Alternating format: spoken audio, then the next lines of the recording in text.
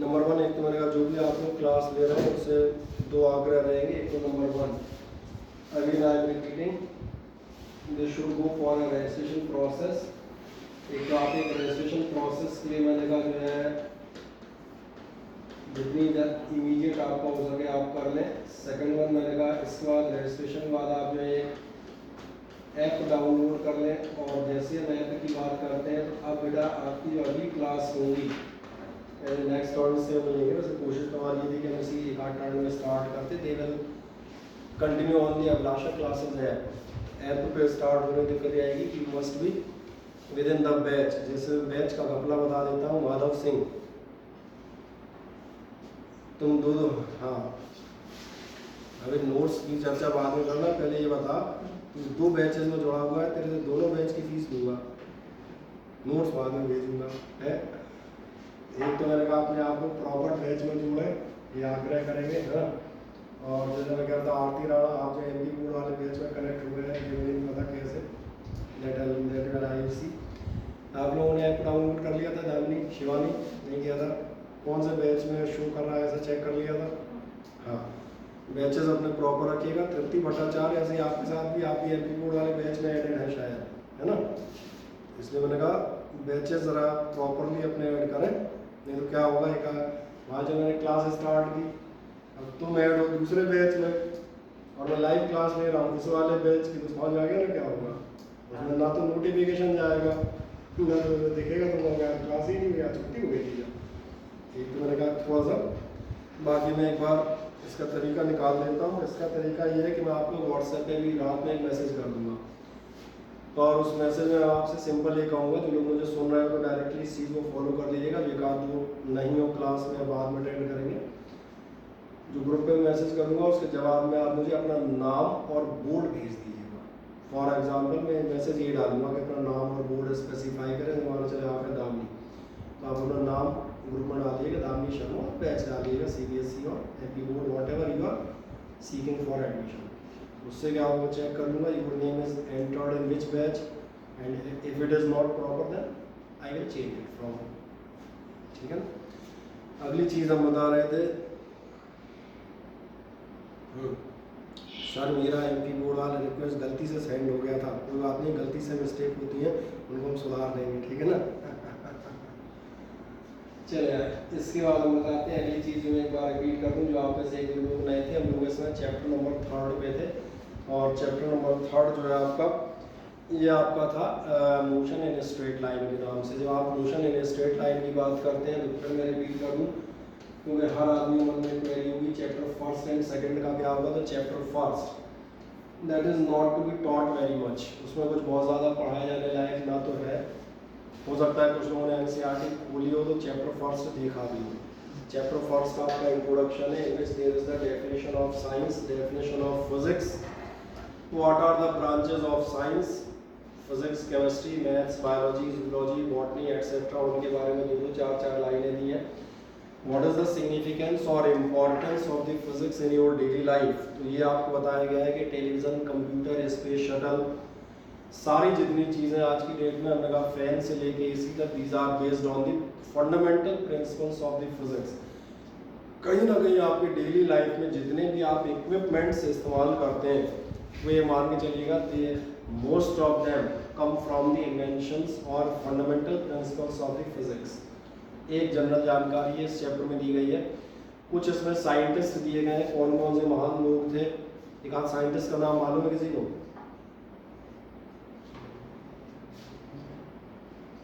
अरे एक भी साइंटिस्ट का नाम मालूम कैसे लोग यार, और तुमसे कहेंगे 11th में क्या लिया तुम बताओगे साइंस है सर मालूम है एक आधा।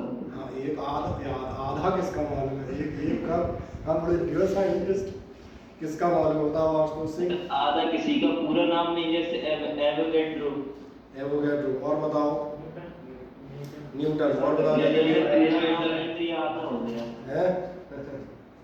चलो और तो बताओ एक एल्बर्ट आइंस्टाइन, और बताए पिछले साल electricity. Lothar Meyer, Dmitri Mendeleev. अरे ऐसे मत बताइए, मैंने खुद ने नहीं सुने आज तक साइंटिस्ट बता रहा है कि रूस की जनता के वोटर लिस्ट बता रहा है।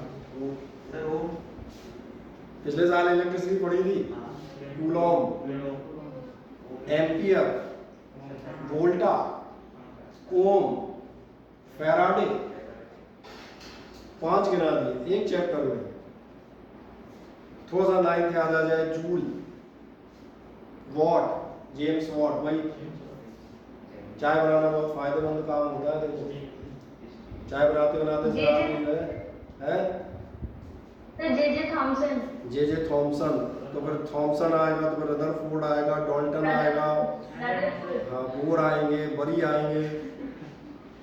और किसी ने अगर गलती से केमिस्ट्री की कोचिंग भी लगा दी हो तो फिर पॉली आएंगे, हुंड आएंगे, ऑफबो आएंगे, डी ब्रॉगली आएंगे। नहीं तुम समझ रहे थे साइंटिस्ट।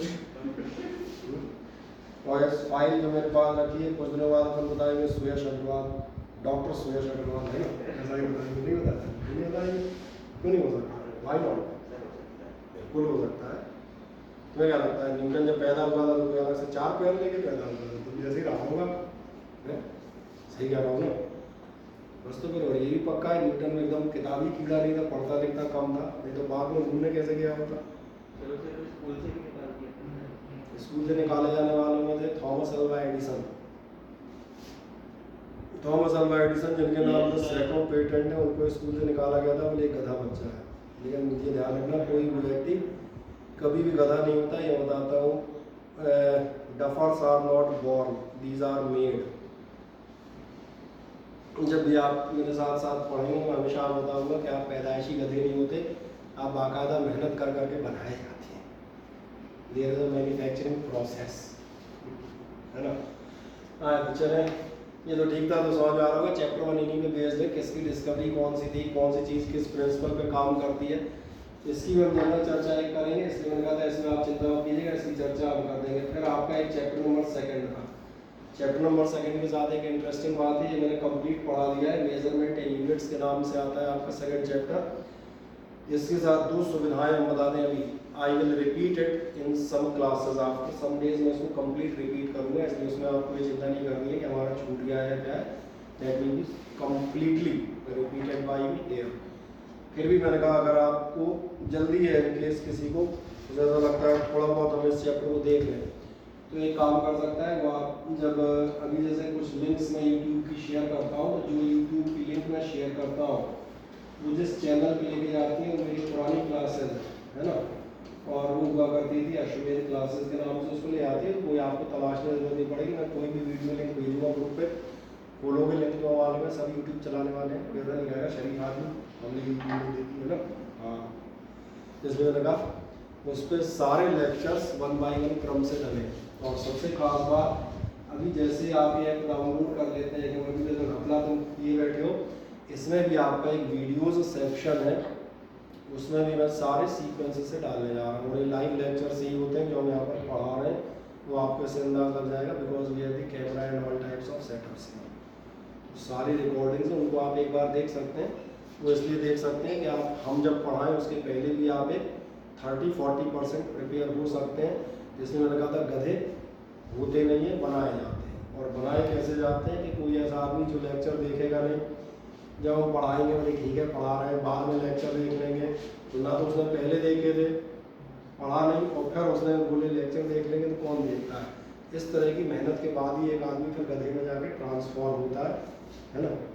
इसलिए मैंने कहा ऐसा मत करना, जैसा मैं कह रहा हूँ हल्का सा देखते जाना जब टाइम मिले। बाकी मैंने कहा कंप्लीट चैप्टर रिपीट करेंगे। चैप्टर 3 पे जो हम थे उसके लिए बताता हूँ। चैप्टर 3 आपका 9th का बहुत प्यारा सा सिंपल सा चैप्टर था, मैकेनिक्स और मोशन इन स्ट्रेट लाइन, यानी डिस्टेंस, डिस्प्लेसमेंट और स्पीड से रिलेटेड। इसमें मैंने एक टर्म लिया हुआ है, जो एक टर्म मैंने लास्ट टर्म में क्लास ली थी, उसमें मैंने आपसे डिस्कस किया हुआ था। मैंने आपसे डिस्कस किया था नंबर 1 एक तो डिस्टेंस और डिस्प्लेसमेंट क्या होते हैं, एक मैंने कहा था रेस्ट एंड मोशन क्या होते हैं। तो मेरा मानना है जनरल आइडिया सबको ये होगा, है ना। बाकी डिटेल्स के लिए, इस लेक्चर की डिटेल के लिए मैंने फिर आपसे कहा इसको भी मैं ग्रुप पे आपके शेयर कर दूंगा, इसको मैं सैप पे भी डाल दूंगा। तो फ्रॉम दैट आप उसको एक बार आराम से लास्ट टर्म का एक सिंपल सा लेक्चर वो आप देख सकते हैं जिन लोगों ने भी ऐसा ना देखा, रेस्ट क्या है, मोशन क्या है, डिस्टेंस और डिस्प्लेसमेंट क्या है, दो छोटी छोटी चीज़ें और बताई थी, स्पीड और वेलोसिटी। शायद स्पीड वेलोसिटी बताई थी, नहीं बताई दे रहा है बता दी, ठीक।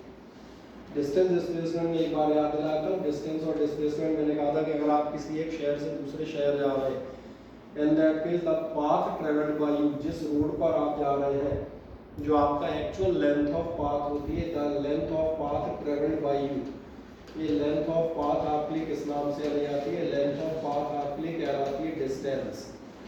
और ये भी आपको याद आएगा, डिस्प्लेसमेंट मैंने आपसे कहा था, displacement is what, that is the straight line distance और the shortest distance between the initial and final positions. आप इसी टॉपिक के आसपास नहीं चलते हैं, छोटी छोटी जनरल डेफिनेशन हम बता रहे थे, रेस्ट क्या है, मोशन क्या है ना, कोई ऐसे बहुत भयानक टर्म नहीं है जिनमें आप अटके, लेकिन फिर भी मैंने कहा फर्स्ट लेक्चर आप देख लीजिएगा, उससे क्या थोड़ा मजा आता है। डिस्टेंस डिस्प्लेसमेंट हम एक बार हल्का सा शॉर्ट बता देते हैं। डिस्टेंस और डिस्प्लेसमेंट आपके क्या थे, जो मैंने कहा था length of actual path travelled by a body, जो मैं अभी आपसे बात कर रहा था, अगर कोई आदमी इस पॉइंट से इस पॉइंट तक जा रहा है, so this path that is called distance, and what will be the displacement? The displacement will be the shortest or straight line distance, और इस पे हमने काफ़ी सारी चर्चा की थी, shortest और straight line distance between the initial and final positions। फिर इसके बाद हमने छोटी चर्चा की थी, distance depends on the nature of path।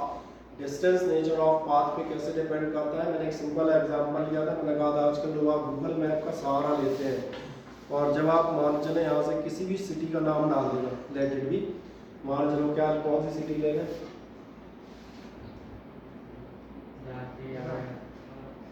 अरे जब ऑप्शन है तो अच्छी दूर तक जाओ यार, हाँ झांसी बगल में जाके रहे, सर जाओ बोले सर,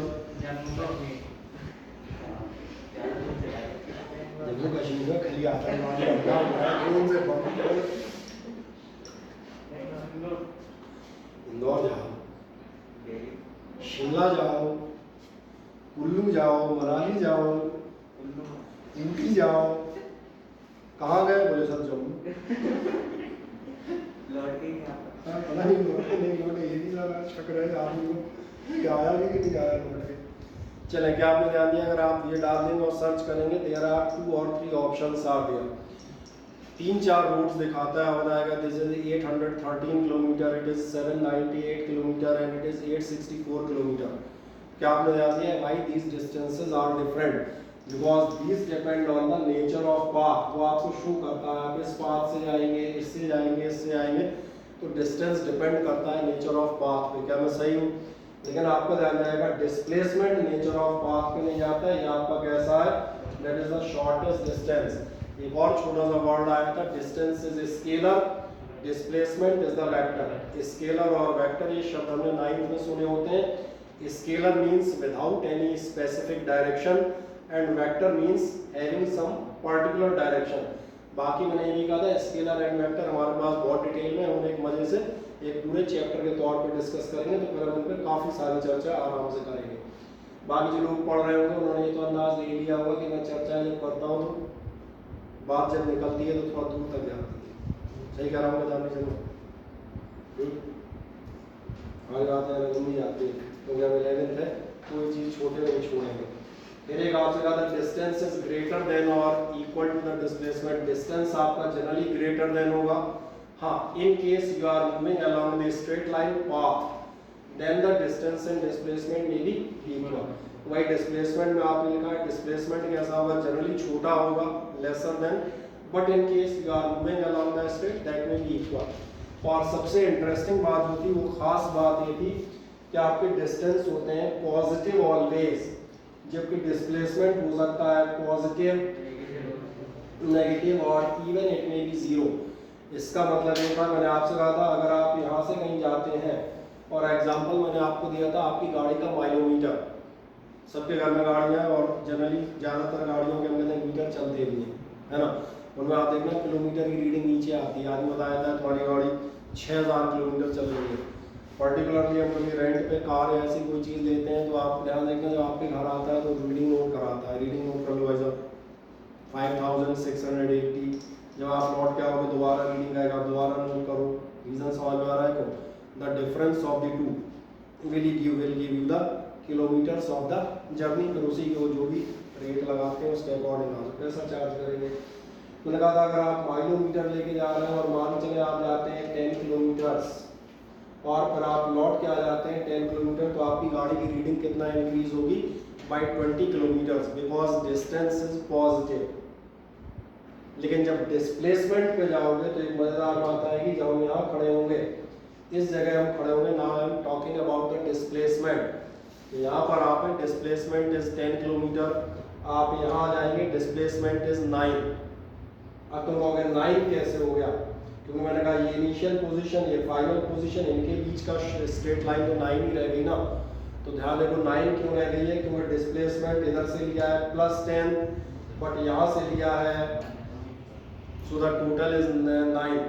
और आगे बढ़ते जाओ, क्या तुमने ध्यान दिया, अगर तुम एग्जैक्ट यहीं आगे खड़े हो गए, so distance is 20 but the displacement positive 10 and negative 10, total displacement will be just 0। और इसी बेस पे फिर हमने कल दो छोटे छोटे क्वेश्चन पूछे थे। ये अच्छी बात है कि आप में से जो लोग भी अटेंड कर रहे थे उन्होंने बढ़िया सही आंसर दिए थे, तो वो मैं याद दिलाया था। मैंने पूछा था कोई आदमी एक सर्कल पे मूव कर रहा है, कितना डिस्टेंस होगा, तो सबने जवाब दिया था डिस्टेंस होगा 2 पाई r, the length of path. फिर मैंने पूछा था डिस्प्लेसमेंट कितना होगा, तो सभी का आंसर था 0, बिकॉज आप सही थे, जहाँ से चले थे वहीं है। फिर मैंने इसी में एक क्वेश्चन और ऐड किया था, और जो एक क्वेश्चन ऐड किया था मैंने कहा था मैं पूरा नहीं जा रहा, मैं तो यहीं आके अटक गया। अब कितना होगा, तो डिस्टेंस कितना होना चाहिए, हाफ ऑफ द सर्कमफेरेंस। लेकिन डिस्प्लेसमेंट कितना होना चाहिए, 2r, क्योंकि डिस्प्लेसमेंट क्या है, डिस्प्लेसमेंट है straight line from initial to final. कोई डाउट तो मुझे बताएं, नए लोग, आपको कोई इसमें डाउट तो नहीं है, बताना जल्दी से। नहीं बोलो, ये इसका क्या नाम है, कृष्णा? नहीं पक्का, फिर मैं पूछता हूँ आगे वाले की लेकर उससे पूछ लेना। ठीक है, देन इसी पे बेस पे हमने कहा था स्पीड एंड वेलोसिटी। मैंने कहा था एक नॉर्मल आदमी के लिए स्पीड और वेलोसिटी का मीनिंग सेम होता है, लगभग कंपेरेबल टर्म्स है। फिजिक्स में इनमें थोड़ा सा डिफरेंस है, और जो फिजिक्स में इन दोनों के दरमियान डिफरेंस हुई है, speed is related with the distance covered per unit time, और वेलोसिटी आती है डिस्प्लेसमेंट से, डिस्प्लेसमेंट पर यूनिट टाइम। और इसलिए मजेदार बात है, डिस्टेंस और डिस्प्लेसमेंट दोनों के डिफरेंस इनमें लग जाएंगे। डिस्टेंस से स्पीड आई है, डिस्टेंस वाज ग्रेटर, तो इसलिए आप बताते हैं स्पीड इज ग्रेटर। आप कहते थे distance does not depend on, sorry distance depend on nature of path, तो स्पीड डिपेंड करेगी। वो डिस्प्लेसमेंट से आ रही है, वो डिस्प्लेसमेंट नेचर ऑफ पाथ पे डिपेंड नहीं था, तो वेलोसिटी भी डिपेंड नहीं करेगी। तो एक जनरल टर्म मैंने कहा आपको, मैंने इसलिए याद दिला दी ताकि आपको मालूम रहे। बाकी मैंने कहा आराम से, हाँ स्पीड हमेशा पॉजिटिव होगी, स्पीड डिस्टेंस से आएगी ना। वेलोसिटी पॉजिटिव नेगेटिव जीरो सब हो सकती है, क्योंकि ये कहाँ से आई है, डिस्प्लेसमेंट से। जैसा डिस्प्लेसमेंट होगा पॉजिटिव नेगेटिव जीरो, उसी के अकॉर्डिंग आपकी वेलोसिटी आएगी। I hope so it must be clear to you. ठीक है, रिवाइज कर लूँगा, आपको रिमाइंड कर दूंगा। अगर आप नए हैं, फर्स्ट लेक्चर इसका मेरा तकरीबन 1-1.25 घंटे का, देख लेना, मजा आएगा आपको उसमें। क्या जी, अपलोड नहीं हुआ सर? नहीं मैंने अपलोड इसलिए नहीं किया ना कि मुझे ये नहीं समझ आ रहा था कहाँ अपलोड करूँ। यूट्यूब पे, ठीक, तो यूट्यूब पे कर देंगे। तो कुछ व्हाट्सएप ग्रुप में नहीं ऐड है, जो व्हाट्सएप ग्रुप में ऐड है वो ऐप में ऐड नहीं है। अच्छा, जो ऐप में ऐड है वो गलत बैच में ऐड है। इसे कहते हैं धुआंधार कंफ्यूजन। मैंने कहा शांति से बैठो, सब सेटल हो जाएंगे, फिर मजे लेंगे, है ना। इसलिए मैंने कहा अपने बैच, अपने ग्रुप्स, अगर कोई व्हाट्सएप ग्रुप पे नहीं है, देन मेरा नंबर सभी को मालूम है। मेरे नंबर पे एक मैसेज कर दीजिएगा, नाम, क्लास, ठीक है। मैं उस नंबर को व्हाट्सएप ग्रुप पे ऐड कर दूंगा, आप ही कर दीजिएगा। फिर मैं आपका एक जो जस्ट लास्ट लेक्चर है उसको अपलोड कर दूंगा, उसको देख लीजिएगा। और मैंने कहा अगर आप एक अच्छे स्टूडेंट हैं, the condition is there, if you have a good academic record, ये डिपेंड करता है पर्सन टू पर्सन। तो हम बता दें, हमारे पास संयोग से ऐसे भी लोग हैं जिनको मैंने एक लेक्चर भेजा उसकी हेल्प से उन्होंने यूट्यूब चैनल खोला और फिर उन्होंने उस चैनल से पुराने सारे लेक्चर्स जो पिछले 2 4 6 थे वो सारे ले लिए और हमसे पूछा, भी बोले सर ये वाला नहीं मिसिंग है। मुझे पता चल गया कि आदमी एक्टिव है, ये देख रहा है। मैंने कहा था ये तो आपकी अपनी पर्सनल, मैंने कहा भैया एक्टिविटीज़ हैं। कुछ मेरे भेजने के बाद भी नहीं देखते और कुछ मेरे भेजने के बाद उतना देखते हैं, कुछ मेरे भेजने के बाद देखने के बाद और आगे भी कर लेते हैं। So what are you doing, बेहतर रहेगा। अब हम आज की जो चर्चा करेंगे ना, देखना ये भी 9th PhD है, इसलिए कोई बहुत ज़्यादा दिक्कत आपको नहीं आ रही है। आज हम बात करेंगे uniform and non uniform motion की। ज़रा कोई मुझे यूनिफॉर्म का मतलब बताएगा? सेम, एक समान, सही कह रहे हैं। आपने ध्यान दिया स्कूल्स में यूनिफॉर्म होती है, स्कूल्स में यूनिफॉर्म क्यों होती है? सबको एक समान देखने के लिए। ये बात बिल्कुल तुम्हारे साहब ने कही है, सबको एक समान देखने के लिए, है ना, ताकि सारे लोग जो मैंने कहा ऐसा नहीं कोई एकदम बढ़िया 3500 की जीन्स 8000 के जूते में आ जाए, बाकी बेचारे देख देख के और भी बोले हमारे गंदे पापा है, मेरे वजह 200 रुपया जूते दिलवाते हैं, ऐसा ये भावना है ना प्रकट हो मन में। इसलिए कहा that's why there is the uniform. Uniform माने समझ में आ रहा है, एवरीथिंग इज सेम। आप बहुत ध्यान देंगे uniform and non uniform motion क्या होंगे, पहले एक बार मुझे सुन लें, पर मजे से अपन डेफिनेशन पढ़ लेंगे। यूनिफॉर्म मोशन आप कैसे कहते हो जाएंगे तो समझ में आ रहा होगा, the motion in which N object is travelling with the same speed.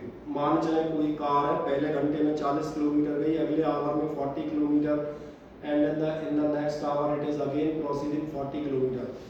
क्या आपका ध्यान जा रहा है उसकी स्पीड यहाँ भी 40 किलोमीटर पर आवर है, यहाँ भी 40 किलोमीटर पर आवर है और यहाँ भी 40 किलोमीटर पर आवर है, यानी ये है यूनिफॉर्म मोशन। अच्छा, नॉन यूनिफॉर्म मोशन क्या होगा? जो सिंपल है, हमने कहा अपनी साइकिल, बाइक, स्कूटी कुछ भी उठा के यहाँ से गोले के मंदिर तक चले जाए, आपका ध्यान जाएगा जो आप गली में योर स्पीड विल बी 20, जो आप ये मेन रोड पे आएंगे then your speed will be 40। जैसे आप हम कहते हैं दीनदयाल गेट पे पहुंचेंगे your speed will B 0। Red light नहीं, वो तो फिर 0 के बाद तो जाने क्या क्या होगा, उस 0 के बाद मत करो, हम सिर्फ रेड लाइट तक लिमिटेड है। मैंने कहा ये क्या शो करेगा, अलग अलग टाइम पे आपकी स्पीड्स अलग अलग हैं और ये नॉन यूनिफॉर्म मोशन। तो एक बेसिक कंसेप्ट समझ में आता है। तो फिर यूनिफॉर्म का मतलब क्या हुआ? यूनिफॉर्म का मीनिंग है अगर कोई object equal intervals of time में 1 आवर 1 आवर 1 आवर या जो भी आप लेना चाहें 1 minute and 1 minute, if it is traveling the same distances, तो फिर आपका क्या कहलाएगा? यूनिफॉर्म। और अगर आपके डिस्टेंसेस कैसे आ रहे हैं? अनइक्वल डिस्टेंसेस, तो फिर ये क्या कहलाएगा? Then it will be known as the non uniform motion. तो क्या ये कहानी समझ में आ जाती है? हाँ ना। लेकिन अगर ध्यान से पहली डेफिनेशन आपकी यूनिफॉर्म मोशन आपके सामने। यूनिफॉर्म मोशन क्या कहता है? इफ ए बॉडी ट्रेवल्स, अगर कोई बॉडी ट्रेवल कर रही है equal distances in equal intervals of time in the same fixed direction, उसी डायरेक्शन में, डायरेक्शन भी चेंज नहीं कर रही, तो फिर इसका मोशन किस नाम से जाना जाता है? Then its motion is called uniform motion. हाँ या ना? उठा ले अपनी कॉपियाँ, ठीक। और जो लोग कॉपी बना रहे हैं उनके लिए तो बड़ी खबर ये है कि उन्हें एक नहीं 2 कॉपी बनानी पड़ेंगी।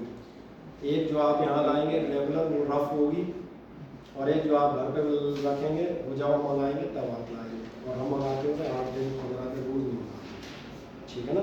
तो अभी हम कॉपी उठाएं वजह से एक सिंगल हेडिंग आ दिएगा यूनिफॉर्म मोशन। आराम से आप देख दिखा दें यूनिफॉर्म मोशन, और कितना लिखना है ये भी बताया हूँ आपको। मेरे पढ़ाने का तरीका समझ में आ जाएगा तो 1-2 टर्म में समझ में आएगा। देखिए ध्यान से इधर आज लिखा हुआ यूनिफॉर्म मोशन की डेफिनेशन इधर देख लें। यूनिफॉर्म मोशन की डेफिनेशन लिखी है, समझ में आ गई होगी आई होप सो। ये पहला मेरा काम है। सेकंड काम में मैं क्या करूँगा, आपसे कहूँगा इसको रफ में इन शॉर्ट हम लिखेंगे, ठीक है। आधी अधूरी लिखेंगे, आधी मतलब उसकी ग्रामर निकाल देंगे, सिर्फ मेन कंटेंट लिखेंगे, सीधा पिन पॉइंट। इसलिए जब आप भर जाएंगे तो आपको एक PDF शीट अभी भेजी जाएगी। अभी जैसे आपकी क्लासेस रेगुलराइज हो जाती हैं फिर आप प्रिंटेड शीट भी दी जाती हैं, इनकी हेल्प से फिर आप उसको पूरा लिखेंगे। पूरे में वैसा होता है इट इज़ डिफाइंड एज, अच्छा अभी हमें जल्दी लिखना है तो इट इज़ डिफाइंड एज छोड़ो, वो पता है डिफाइंड, अभी मेन कंटेंट लिखो, यूनिफॉर्म मोशन में आप क्या क्या बता देंगे, सिंपल मैं ग्रीन कलर से अंडरलाइन कर रहा हूँ, आप समझ में आ जाएगा। Body travels equal distances in equal intervals of time in the same fixed direction, बस दैट्स ऑल। तो फिर मैं तुम्हें बताता हूँ ये कहाँ काम में आता है अपने को।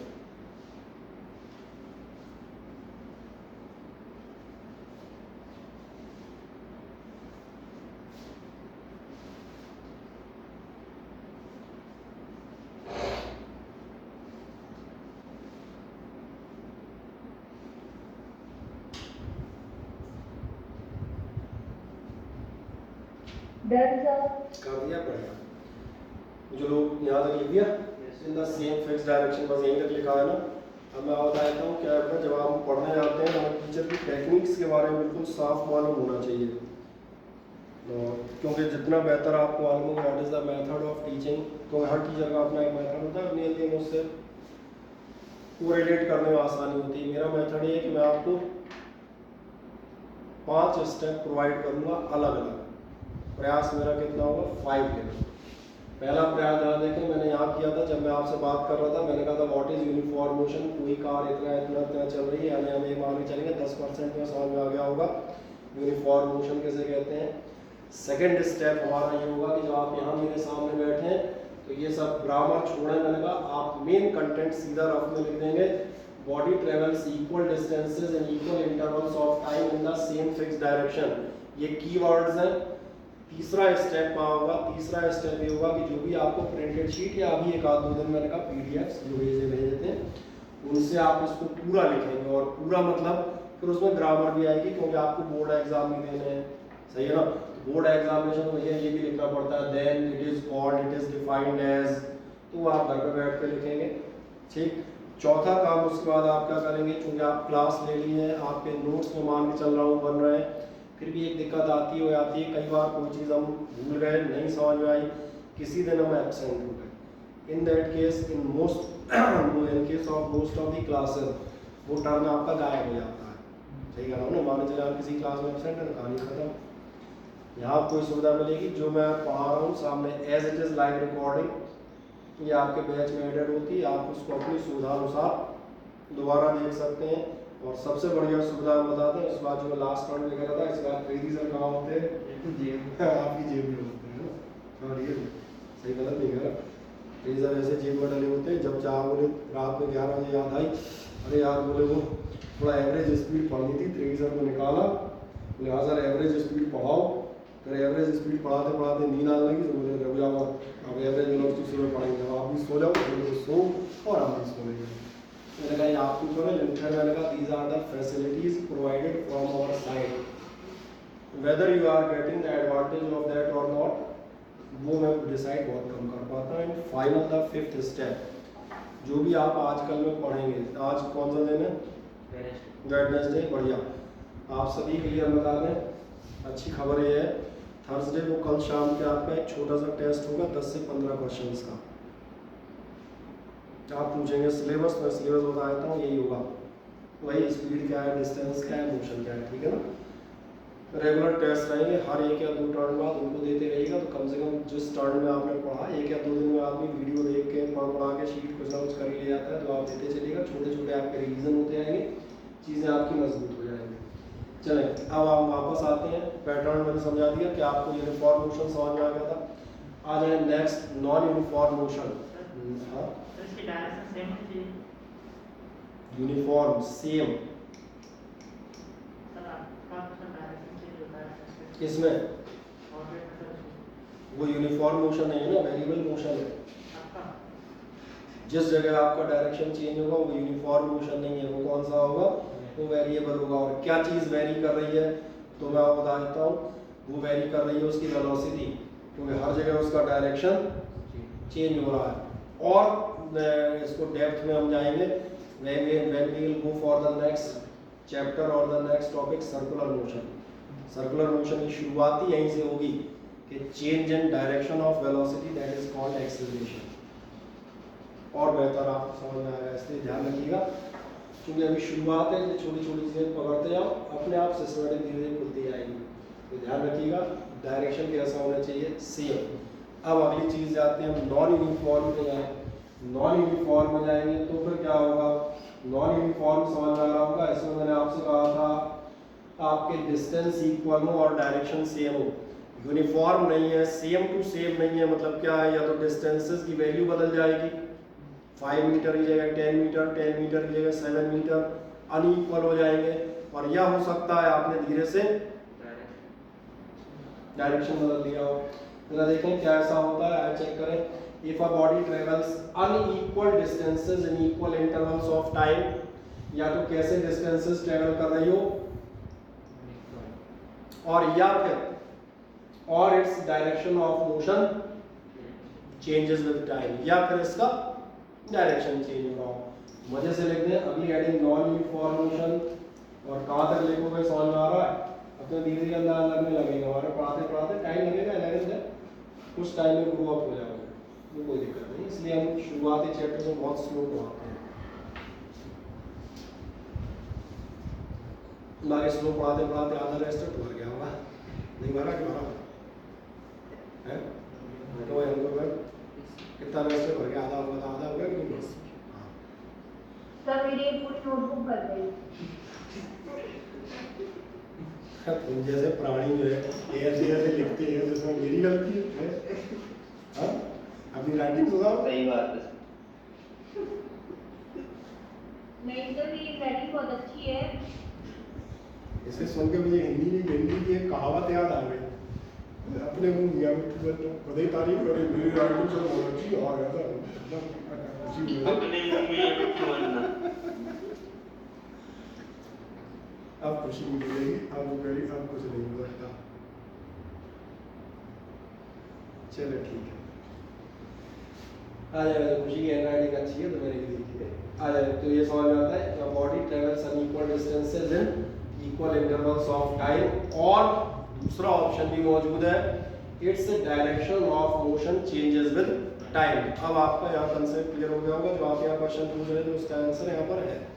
उनका स्टेप चलिएगा, धीरे धीरे धीरे आपको उनका क्लैरिटी होती जाएगी। अब एक नेक्स्ट आते हैं अगला, यूनिफॉर्म स्पीड। यूनिफॉर्म स्पीड किसे कहेंगे, अगर तुम ध्यान से देखो तो यूनिफॉर्म मोशन की अगर मैं डेफिनेशन मालूम है, यूनिफॉर्म स्पीड अपने आप समझ में आ गई।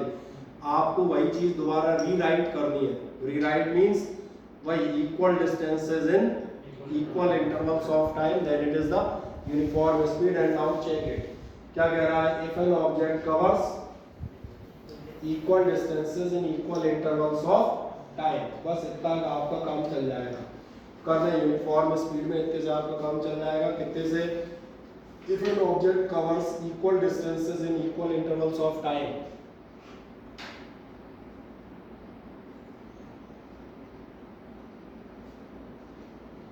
ठीक। यहाँ समय बचाने के लिए केवल कीवर्ड्स लिखते हैं। बेनिफिट, जब आप शॉर्ट रिवीजन पे होंगे, जैसे आज आप पढ़ रहे हैं, कल मैथमेटिक्स वाले सर ने होमवर्क दे दिया और तो आपको मेरा टेस्ट भी देना है, तो फिर रिवाइज कैसे करोगे? पूरी शीट मत पढ़ने बैठना, एक कॉपी का 1.5 पेज पढ़ लेना, सब एकदम पॉइंटेड समझ में आ जाएगा तुमने जो लिखा था, और बाकी एक कॉपी मत तैयार करते रहना, बात के ऊपर। अब नॉन यूनिफॉर्म स्पीड की डेफिनेशन आप बता पाएंगे? कोशिश करें जरा, इसमें से मत पढ़ने लगना। हाँ, उधर कहाँ देख रहे हो, क्या होगी non uniform speed? Unequal distances होंगे, समझ में आ जाता है। तो बिल्कुल यही कहेगा, अगला चले आएगा non uniform speed if an object covers unequal distances in equal intervals of time. Fourth definition, if an object covers unequal distances in equal intervals of time.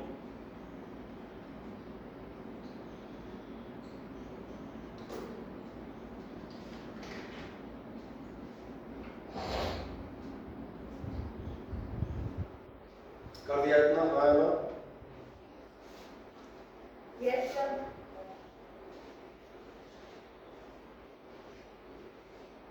सही का हो गया? ठीक, आगे बढ़ते हैं फिर हम लोग। नेक्स्ट हम चलेंगे इसके बाद अगले नंबर पे, अगला है यूनिफॉर्म वेलोसिटी। अच्छा, अभी यूनिफॉर्म वेलोसिटी पढ़ने जा रहे हैं, यूनिफॉर्म स्पीड पढ़ रहे थे। थोड़ा दिमाग लगाओ, क्या चेंज हो सकता है। मैंने आपसे कहा था, इसमें हल्का सा डिस्कशन किया था, मैंने कहा था speed comes from the distance but the velocity comes from the displacement. तो जो आप लिखे बैठे हैं, if an object covers equal distances then it is uniform speed, थोड़ा सा वर्ड को रिप्लेस करो, डिस्प्लेसमेंट्स कर दोगे तो डेफिनेशन किस में कन्वर्ट हो जाएगी, जाके वेलोसिटी में। इसमें मैंने कहा फिजिक्स की क्लासेस हैं, बिल्कुल फ्रेश दिमाग से बैठिएगा और यही मिलेगा। देखो ध्यान से देखना, if a body covers equal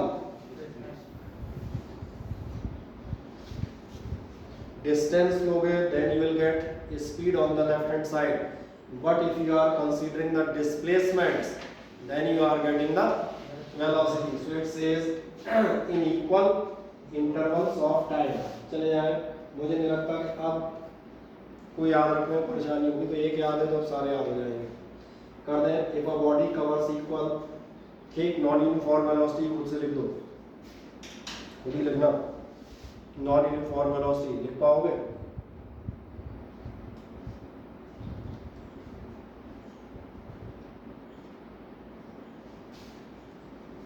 गुलवाल को लिख लोगे? निकता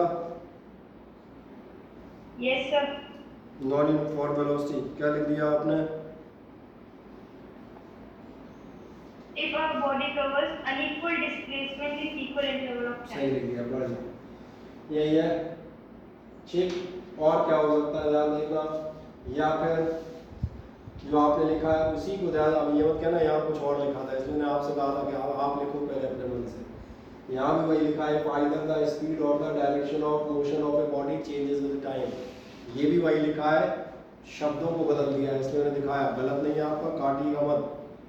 आपने क्या लिखा है, if a body travels unequal displacements, unequal displacement का मतलब ही है या तो वैल्यू चेंज होगी या डायरेक्शन चेंज होगा। उसी को इस ढंग से भी इसलिए मैंने दिखाया क्योंकि अलग अलग बुक्स, अलग अलग ऑथर, अलग अलग टीचर एक ही स्टेटमेंट को 2, 3 या 4 तरह से दे सकते हैं। उसमें ये मत सोचिएगा कभी बोले ये लिखा है ये सही है कि वो सही है, ठीक। एक मिनट में मीटिंग रिज्वाइन करा दूं जरा। Recording in progress. Recording stopped. अब कोई समस्या, ऑप्शनल में आप इसको भी लिख सकते हैं, either the speed or the direction of motion is changes, ठीक है ना, ऑप्शन में उसको लिख लो। और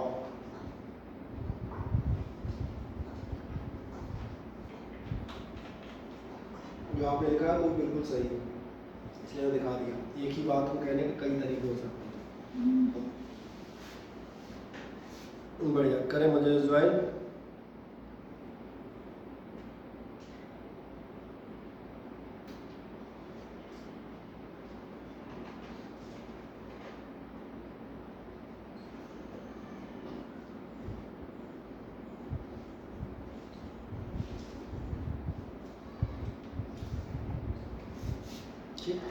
और मैंने कहा जैसे ही आपने अपनी डेफिनेशन लिख दी unequal displacements in equal intervals of time, उसके ऑप्शन में मैंने कहा आप ये भी लिख सकते हैं आइदर द स्पीड और द डायरेक्शन ऑफ मोशन और both of a body change with the time. ध्यान देखो ये वही लिखा है, अनइक्वल का मतलब ये इक्वल नहीं है, यानी तुम चेंज कर रहे हो। ये दिखाने का मेरा टारगेट ये था, जो आप कह रहे हैं वो भी सही है और ये भी सही है, दोनों में से कोई भी गलत नहीं है, they have the same sense. जी नहीं, यहाँ पर हम वेलोसिटी लिए ना, स्पीड में डायरेक्शन का होता है, इसलिए वेलोसिटी में कहा जाए तो स्पीड चेंज होगी या डायरेक्शन चेंज होगा। स्पीड में सिर्फ वैल्यू है, स्पीड इसलिए करें। अब एक और बात आती है और ये आती है इंस्टेंटेनियस स्पीड। इंस्टेंटेनियस स्पीड जब हम बात करते हैं तो इंस्टेंटेनियस स्पीड क्या कहलाती है पहले बताता हूँ। पहले तो आप उसकी स्पेलिंग लिखते हैं संभाल के, क्योंकि आधे तो स्पेलिंग ही गलत लिखेंगे, है ना। कुछ लोग बताते हैं सर वो क्या थी, इंटा सेंटा स्पीड। मैंने इंटा सेंटा नहीं लिखा, इंस्टेंटेनियस थी।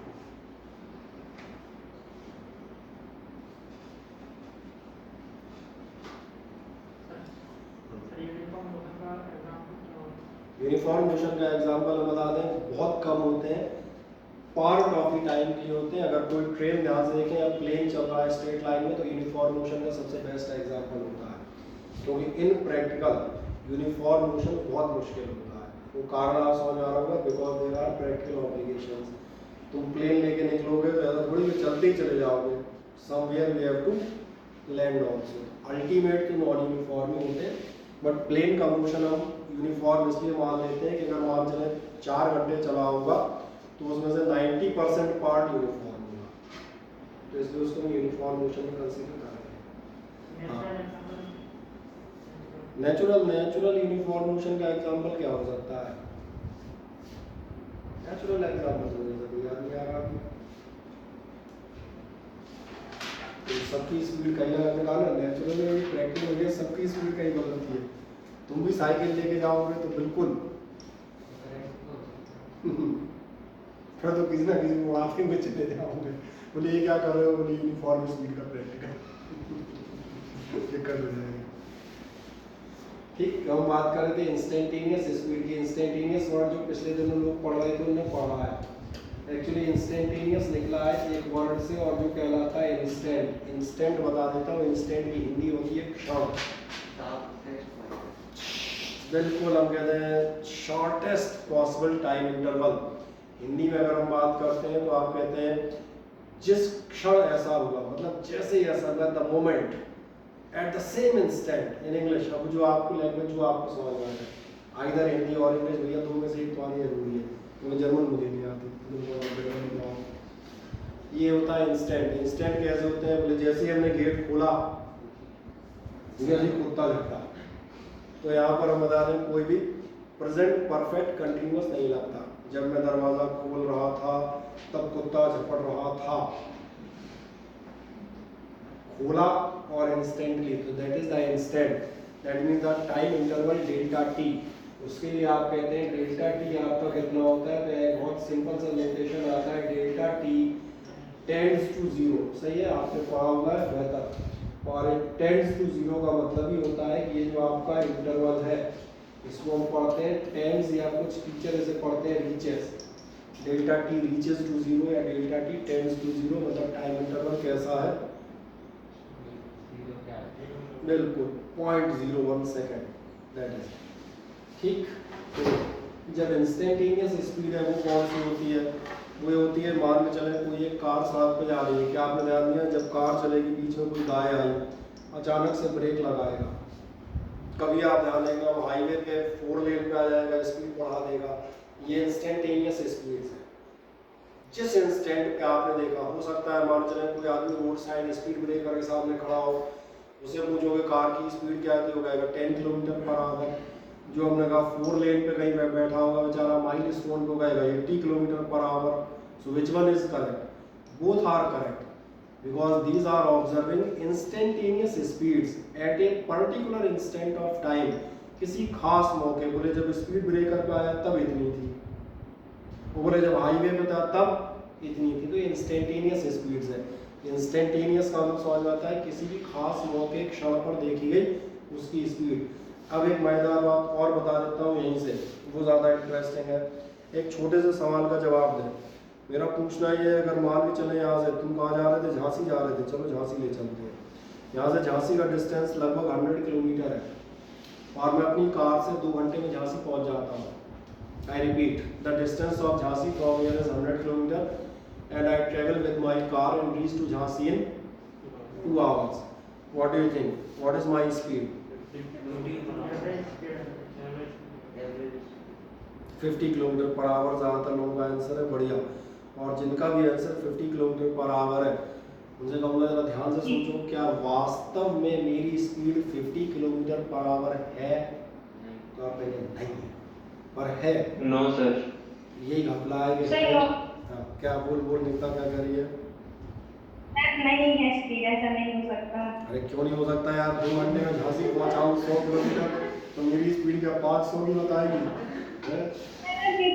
ब्रेकर्स वगैरह भी होंगे, लाइट वगैरह भी होंगी, ट्रैफिक लाइट वगैरह। ठीक है, सही कह रहे हैं आप। तो मैं आपको बताता हूँ, आप एक्चुअली दोनों आंसर सही है। मेरी स्पीड 50 किलोमीटर पर आवर है, ये सही है, बट मेरी स्पीड 50 किलोमीटर पर आवर है, ये सही नहीं भी है।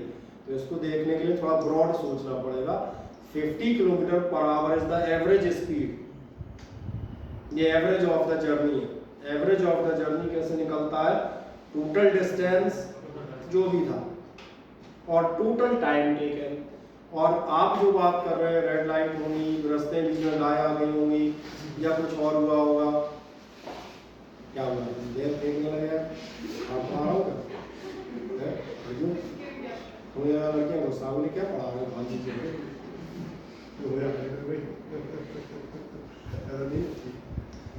ये जो आपकी स्पीड्स हैं जो आप ऑब्जर्व कर रहे हैं स्पीड ब्रेकर्स पे, रेड लाइट्स पे, कभी और कहीं और, these are the instantaneous speeds. Instantaneous speeds 50 नहीं है, they may be 10, they may be 30, they may be 80 also, and the average of all that is 50 km/h. तो ये थी instantaneous speed. ये आपसे क्या कहती है? The speed of object at any particular instant of time. किसी भी instant of time या point of path पर जो आपकी स्पीड है वो क्या कहलाती है? Instantaneous speed. मेरी बात समझ में आती है? तो ये काम करें जरा इतना लिख दें इंस्टेंटेनियस स्पीड, ठीक है। और इस इंस्टेंटेनियस स्पीड को जरा मुझे बोल के कौन सुनाएगा?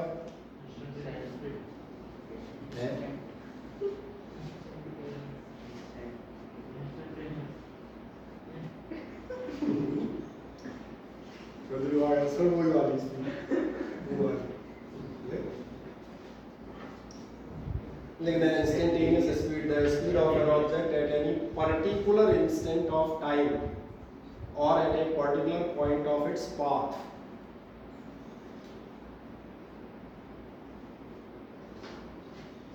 ठीक,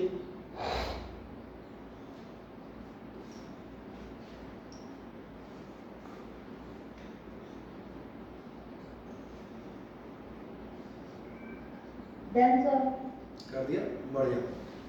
जैसे आप इतना लिख देते हैं, इस नीचे एक छोटी सी लाइन और लिखिएगा. ये लाइन हम बता दें, जो लोग पिछले दिनों से क्लास अटेंड करते आ रहे हैं उन्हें समझ में आ जाएगी. जो आज नहीं कर रहे, पहले टर्न से उन्हें नहीं आएगी, लेकिन कोई दिक्कत नहीं. जिन्हें समझ में नहीं आ रही वो इस पर स्टार लगा के छोड़ दीजिएगा. जिन्हें समझ में नहीं आ रही चिंता मत कीजिएगा. स्टार का मतलब ही है आप इसे मुझसे पूछेंगे और मैं पूरी डिटेल कहानी बताऊंगा, टेंशन मत लीजिएगा. आपको लगे ये समझ में नहीं आ रहा है, पता नहीं क्या लिखा है, तो चिंता मत कीजिए. मुझे लग रहा है काफ़ी सारे लोग समझ में आ रहा होगा, और जब इनको समझ में आ सकता है तो अपने को भी आ सकता है. बस इतनी सी बात लेके चले, कुछ समझ में आ जाएगा. Limit delta T tends to 0 बता रहा है. Limit delta T tends to 0 जो वही जो हमने कहा था, टाइम कैसा होगा, बिल्कुल छोटा. Delta x upon delta T आपको मालूम है, डिस्टेंस ओवर टाइम. इसको छोड़ दीजिएगा, ये हमें एक अलग से चीज़ पढ़ाएंगे. ये सारी चीज़ें में रिपीट करते हैं. क्या आपने इंस्टेंटेनियस स्पीड लिख दी सभी ने? और इसीलिए अब आप जाएंगे अगली स्पीड की तरफ. और अगली क्या होगी आपकी? Average speed. और एवरेज स्पीड क्या होगी बहुत ध्यान देते हैं, जो मैं बात कर रहा था. एवरेज स्पीड क्या होनी चाहिए? ध्यान देंगे, it is the ratio of total distance travelled by the object to the total time taken. यही बात कर रहा था ना, झांसी जाने का टोटल डिस्टेंस देखो और टोटल टाइम निकालो. तो एवरेज स्पीड में आपको केवल और केवल कितना लिख देना है? एवरेज स्पीड में आप सिर्फ कितना लिख दें, इतने से आपका काम चल जाएगा. फिलहाल एवरेज स्पीड क्या होगी? v average is equals to total distance upon total time.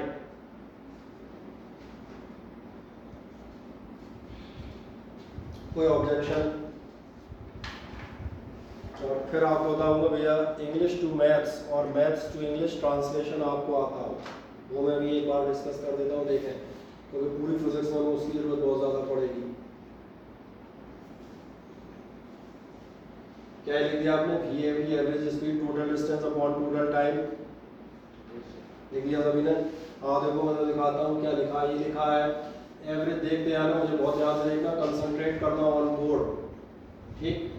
Average speed of an object is defined as, देखो ध्यान से, average speed is defined as is equal to, लिख रहा है, और आगे चलें, as the ratio of, as the ratio, जैसे कहता है ट्रांसलेशन धीरे धीरे मैंने कहा सीखते चलिएगा. 11th है, 1-2 महीने में सीख जाएंगे तो अगले 1.5 ईयर की आपकी जर्नी बहुत कन्वीनियंट होगी. देखने लगा, average speed is defined as, average speed is equal to the ratio of, और किसका रेशियो? Of total distance travelled to the total time taken. खत्म। इसलिए मैंने कहा था जब आप मेरे साथ पढ़ें तो रटना छोड़िएगा, कुछ चीज़ें एक बार में समझ लीजिएगा, बहुत सारी चीज़ें आप खुद लिखने लायक हो जाएंगे। अचानक तो नहीं होंगे, हाँ 15 दिन महीने बाद हो जाएंगे, ठीक है ना, मिल जाता है। अच्छा एक कॉमन सेंस लगा है, अगर स्पीड के बजाय में वेलोसिटी कर देता है, एवरेज वेलोसिटी करता है तो क्या चेंज होगा? Total displacement. सही कह रहे हैं, बिल्कुल सही जवाब है, बिल्कुल सही कह रहे हैं आप। डिस्टेंस को अगर आप डिस्प्लेसमेंट से रिप्लेस कर देंगे then it will be the velocity. लिखना हो तो लिख सकते हो, अवॉइड करना हो तो अवॉइड कर सकते हो, कोई दिक्कत नहीं, बिकॉज इट इज रफ। ठीक, अब हम जाते हैं असली चीज पर और यहाँ से हमारा काम शुरू होगा। अब हम बात करते हैं कि आपने एवरेज स्पीड या एवरेज वेलोसिटी लिख दी, हाँ ना बताएं। अब एक सिंपल सा काम करेंगे, ध्यान देखें, अब फिजिक्स यहाँ से स्टार्ट है, ठीक है। और अब जो स्टार्ट है, मैं सबसे पहले चलता हूँ, जो आप एवरेज स्पीड निकालते हैं वो दो तरह से निकलती है। जो दो तरह से निकलती है उनमें से कहलाती है टाइम एवरेज स्पीड। अब आप पूछेंगे टाइम एवरेज स्पीड, और दूसरी होती है, दूसरा नाम मैं बता देता हूँ, distance average speed. Why these two average speeds are called? Reason is simple। कभी आपने ध्यान दिया जब भी हम लोग डिस्टेंसेस बताते हैं तो हम दो टाइप से बात करते हैं। जैसे यहाँ से दिल्ली कितना दूर है तो आदमी दो तरह से बताता है, वैसे दिल्ली बोले यही होगा 300-350 किलोमीटर है लगभग, that is one way. Another way is there, आदमी कहता है दिल्ली यही कोई 6-7 घंटे का रन है। Am I right or not? इसका मतलब you can define the distance in two ways, either in terms of the distance और in terms of the time also. इसलिए ध्यान देखना, जब हम एवरेज स्पीड की बात कर रहे हैं, किसी एक कार ने यात्रा की, हम इसको जो है दो तरह से डिफाइन कर सकते हैं। पहला मैं ले रहा हूँ टाइम एवरेज, चूंकि अलग अलग जगह अलग अलग स्पीड पे गया था तो हम कह सकते हैं 10 मिनट इतनी स्पीड पे चला, 15 मिनट इतनी स्पीड पे चला, 5 मिनट इतनी स्पीड पे चला। यानी हम क्या कर रहे हैं, we are giving the time, इतनी देर इतनी देर इतनी देर, that means in terms of time चल रहे हैं, so it will be known as the time average speed. क्या है, मेरी बात समझ में आई? दूसरा ऑप्शन भी हो सकता है, आगे हो जाएगा 35 किलोमीटर तक इस स्पीड पे गया, 40 किलोमीटर तक इस स्पीड पे गया, फिर 50 किलोमीटर इस स्पीड पर गया। So what are you giving? You are giving the distances, so that will be known as the distance average speed in the next step. आओ पहले टाइम एवरेज स्पीड की बात करते हैं, छोटी सी हेडिंग डाल दो, time average speed.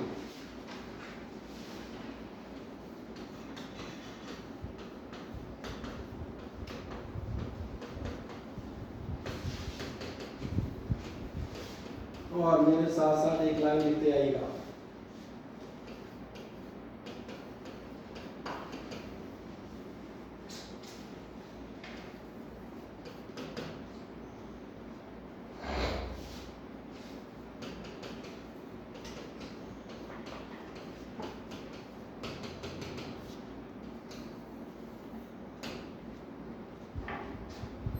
Guided parallelism को मेरे साथ साथ एक बार, if a body travels with a speed of v1 for time t1 with v2 for t2, और भी आगे हो सकता है जी, ये लिखते चलना है माधव सिंह जी, मेरे साथ साथ ही लिखते आइएगा।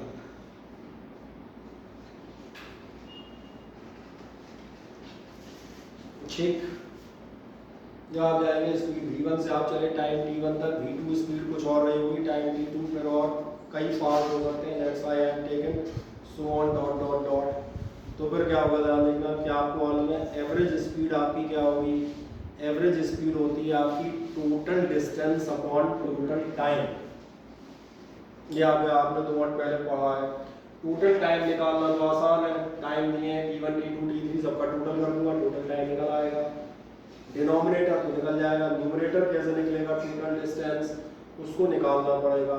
तो ध्यान देखें, then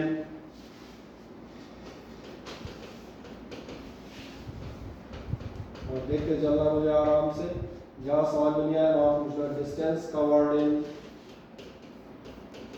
first part, distance covered in first part आपका कितना होगा, क्या आपको ध्यान है? Distance is equals to speed into time होता है, ये तो सबको मालूम है यार, है ना। फिर आप जाएंगे distance covered in second part, और भी हो सकते हैं। क्या ये सही है? डिस्टेंसेस कवर्ड अलग अलग निकाल सकते हो। कर दें distance covered in first part d1 होगा v1 d1, सेकंड पार्ट का आपका डिस्टेंस आएगा d2 v2, चलते जाएं वजह से और साथ में चलते आना ताकि आराम से पूरी नॉर्मल डेरिवेशन एंड हो जाए।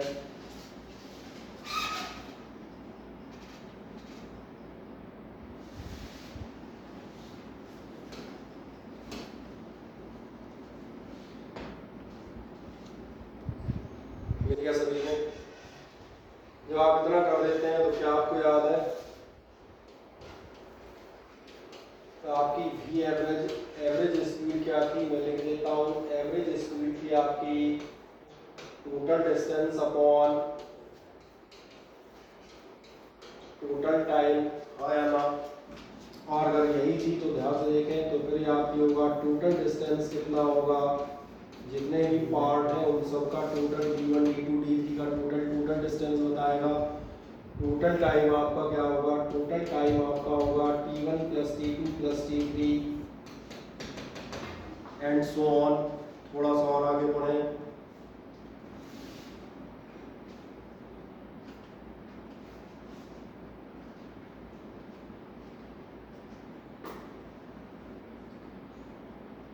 क्या इतनी स्टोरी समझ में आती है? हाँ ना, मुझे बताएं। कोई ऑब्जेक्शन? Yes sir. बढ़िया, मेरा फॉर्मूला निकल गया, तुम देखो ध्यान से। और अगर तुमने फॉर्मूला निकाल लिया तो हम ठीक है, तुम्हारे लिए समस्या हो गई। क्या समस्या हो गई?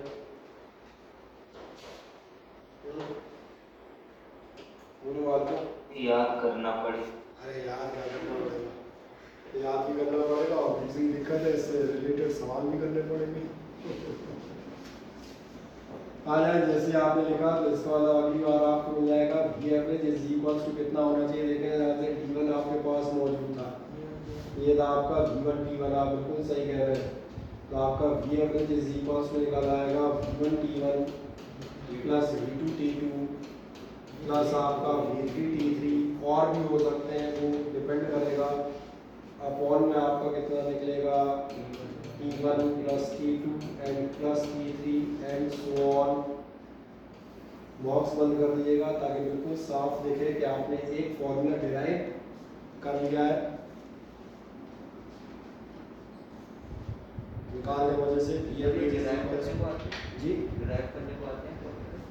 देखो, मैं इसका आंसर पहले भी दे चुका हूँ। डिराइव करने को भी नहीं आता, डिराइव करने को ही आता है। अपना पूरा पेपर डेरिवेशन और न्यूमेरिकल का ही होता है। हाँ, थोड़ा हम कहते हैं बीच में एक आध 11th है तो एक आध क्वेश्चन छोटे मोटे थ्योरेटिकल चले आएंगे। वही वाले कौन से छोटे वाले?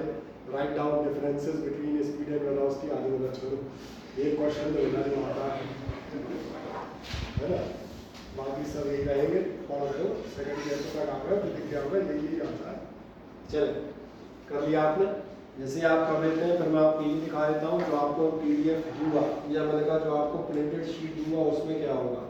उसमें कुछ नहीं होगा, उसमें भी यही प्रिंट होता है, कुछ खास नहीं होता, सेम यही लिखा मिलेगा।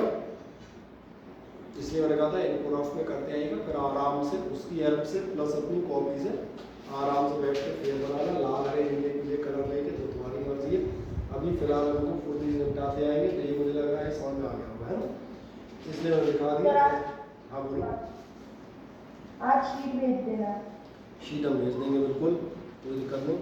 और ऐसे आगे जाओगे तो अगला भी मैं दिखा देता हूँ। अगला आपको दिख रहा होगा डिस्टेंस एवरेज स्पीड है, ये डेरिवेशन आएगा। But derivations are not to be read from the sheet. Derivation बेटा ऐसी चीज़ नहीं है जो कि आप शीट से पढ़ के काम चलाएं। It is not the science of the 10th। Printed sheet उठा ली और मजे कर लीजिए, है ना? याद करनी पड़ेंगी चीज़ें। आए नेक्स्ट आएगा इस बार डिस्टेंस एवरेज स्पीड है। नेक्स्ट हेडिंग डाल दो, नंबर बी। नंबर बी आप लेंगे, कौन सा लेंगे मैं भी डाल देता हूँ आपके साथ साथ ताकि आपको दिखता रहे। सेकंड वन है आपका डिस्टेंस एवरेज स्पीड।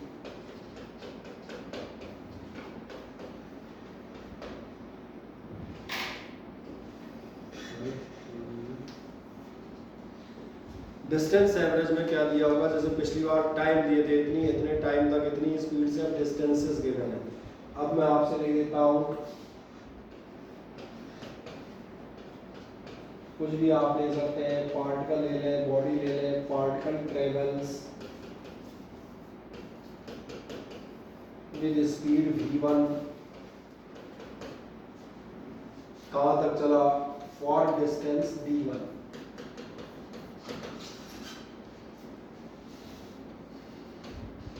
और ऐसे ही विद v2 कितने डिस्टेंस तक चला, d2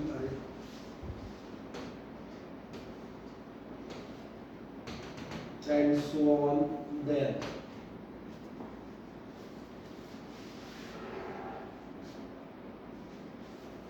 इनिशियल समझ में आते हैं, डिस्टेंसेस दिए और स्पीड दिए हैं। अब मुझे एवरेज कैलकुलेट करते जाना है।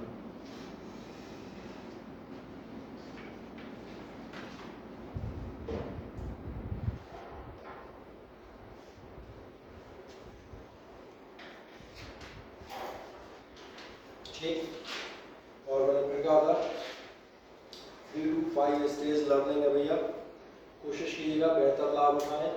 यहाँ लिखते हुए जाए, फिर समझ में नहीं आ रहा पूछ लें, घर जाए, शीट की हेल्प से नोट्स बनाए, फिर कुछ आ सकता है उसको स्टार मार्क करके लगाना है। कुछ ऐसा दिख रहा है कि शायद आप बीच में सुन नहीं पाए थे, उसको वीडियो लेक्चर की हेल्प से याद करने का मैंने कहा एक बार रिवाइज कर लें। लगभग हर 1 से 2 टर्न के बीच आप टेस्ट रहेंगे, उसमें चले जाए। फिर भी कुछ बच जाता है, फिर भी बच जाता है कई बार, ऐसा भी नहीं होगा। आप स्टूडेंट हैं, उसको मुझ तक ले आए, अगले टर्न पे आप मुझसे सबसे पहले आके पूछ लें, ठीक है ना। और इसके बाद भी आप नहीं पढ़ पाए तो ये मान लीजिए अगर मैं आपको नहीं पढ़ा पाया तो तुम पढ़ नहीं पाओगे। फिर तुम्हें देसी चाहिए जो तुम्हें कहीं लिखो, कल याद करना, फिर तुम्हें ऐसा ही टीचर चाहिए कि आवश्यकता है। चलें पढ़े, क्या आपने कर दिया, D1 D1 D2 D2 हाँ ना, मुझे बताएं। कोई ऑब्जेक्शन? Yes sir. बताओ क्या ऑब्जेक्शन है। अरे उसमें ऑब्जेक्शन में असर रहा है, ठीक है। आप ध्यान दें कि आप एवरेज स्पीड निकालेंगे total distance upon total time. इसमें डिस्टेंस का टोटल तो हो जाएगा D1 D2 D3, टाइम नहीं दिए ना बाबा, तो टाइम कैसे निकलेंगे, टाइम निकालेंगे। उसके लिए पहले टाइम निकालना पड़ेगा, हमें निकालना पड़ेगा time taken in first part. और time taken in first part क्या आपको ध्यान है, टाइम होता है डिस्टेंस अपॉन स्पीड। ये तो बचपन वाला फॉर्मूला याद होगा ना, डिस्टेंस बराबर स्पीड इनटू टाइम, उसी को सीधा कर लिया, कुछ नहीं। पहले पार्ट की बात कर रहा हूँ तो ये कितना हो गया, D1 by V1। ऐसे याद रखना, time taken in second part आपका T2 इज इक्वल्स टू कितना हो जाएगा, सो that will B D2 by V2 हो जाएंगे, D2 by V2।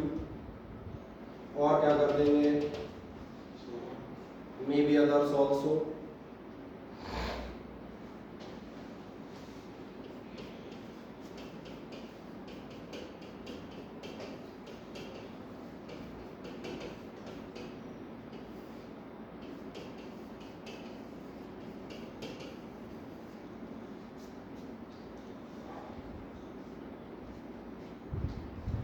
Time taken in first part निकालें D1 by V1, time taken in second part निकालें T2 is equals to D2 by V2।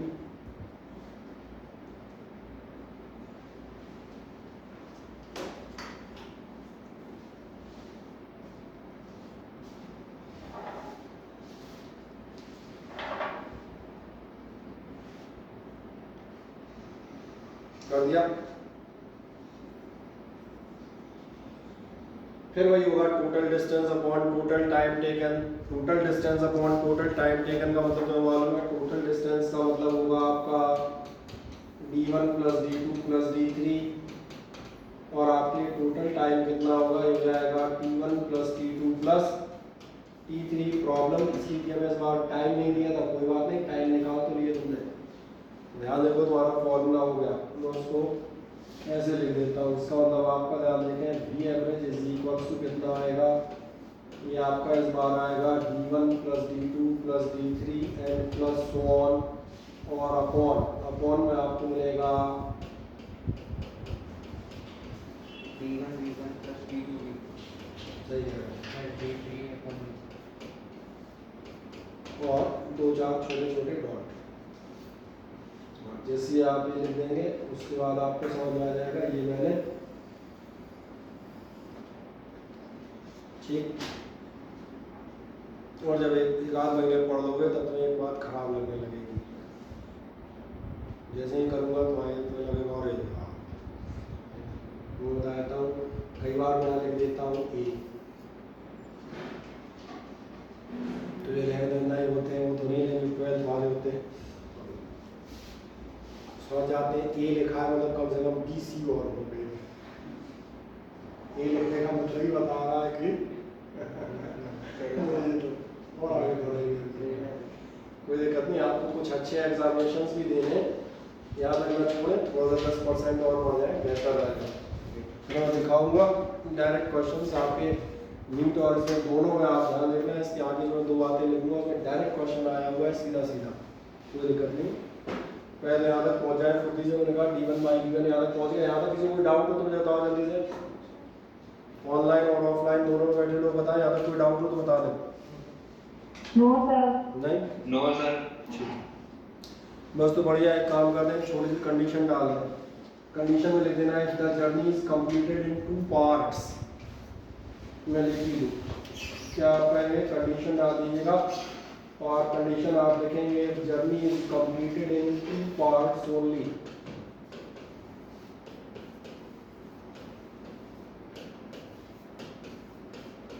ये कुछ वैसा मामला है, पिछले साल आप वो पढ़ते थे, वो पैरेलल वाले रेजिस्टेंस पढ़े थे नहीं पढ़े थे, आधे तो बिना पढ़े पास हो गए। चिंता हो रहा है, ये बेइज्जती तो आई जीवन भर होगी। हमारे बच्चे तो सर बिना पढ़े नहीं सर, बिना एग्जाम के पास ले। बिना एग्जाम, जब एग्जाम नहीं होते तो पढ़ता कौन है? तुम्हारी तो आगे आने वाली पीढ़ियाँ भी बताएंगे हमारे बाबा तो 10th बिना पढ़े पास हो गए, चिंता मत करो, ये बेइज्जती तो जीवन भर झेलनी है।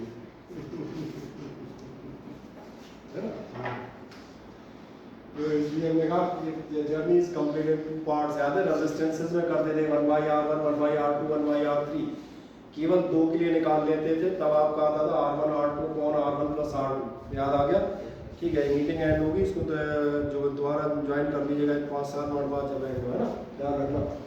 अगर केवल 2 पार्ट में जाओगे तो अगर आपने डाल दिया आपका V average is equal to होगा D1 + D2 अपॉन, और अपॉन में आपका था D1 upon V1 + D2 upon V2।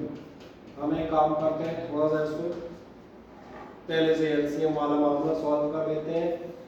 चाहो तो मेरे साथ साथ कर सकते हो, कोई बहुत महान काम नहीं कर रहा, I am just going for the LCM.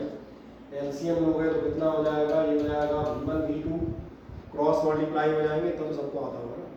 कर लो मेरे से, कहाँ जाओगे आप, जाएंगे D1 V2 प्लस आपका होगा D2 V1।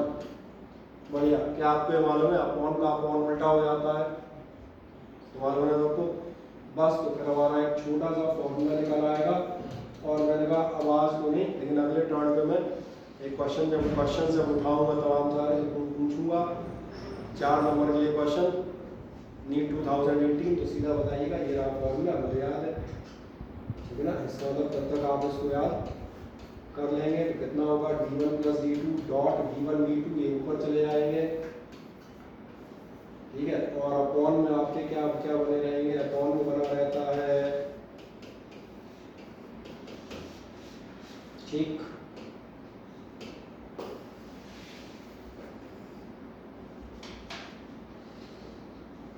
सर ये B पार्ट है। ठीक। एक्चुअली सुयश इसमें खुश है, इसलिए मैं खुश हूँ कि सी पार्ट लेता हूँ।